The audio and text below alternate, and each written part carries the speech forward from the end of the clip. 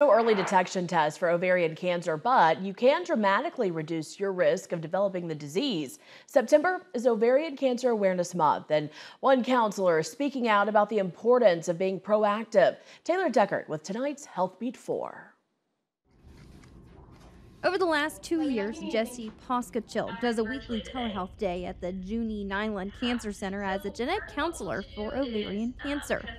Ovarian cancer can be often found as a more aggressive form before it actually gets detected. Ovarian cancer is going to be, malignant cells within those ovarian tissue.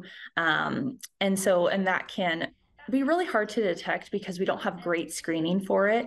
And it's really, those ovaries are tucked within the body. Whereas, like our skin, we can easily see if there's a change on it, or our breast tissue, it's more external facing.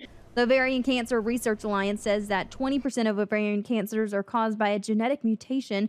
It's imperative to know the risk as well as prophylactic options for those with the mutation.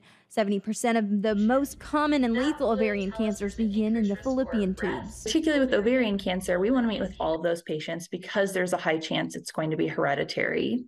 Within all of our sessions, we gather their family history. So we see if there's anyone else in the family with cancer. We educate the patients on, what is genetic testing? How is it going to be helpful for you and your family? And then we have that discussion with the patient on what questions they have and what testing they'd like to pursue. Are effective ways for those at average or high risk to prevent it, and that involves genetic testing. For the patient, if they're undergoing treatment right now, it can guide some of those treatment decisions, like if they're eligible for certain therapies or surgeries, or if this is kind of preventative. Maybe they don't have an ovarian cancer. This is just to know ahead of time what they can do. Then we might talk about that prophylactic risk-reducing oophorectomy, or taking kind of risk-reducing agents like birth control pills or chemo prevention to keep that risk low. Reporting for Healthbeat 4, Taylor Deckert, KTIV News 4. And experts say it's important to speak with your primary care provider first. If you feel you are at risk, they can then make a referral for you to the Junie Nyland Cancer Center. Next month, we will dive into the unique role of a genetic counselor.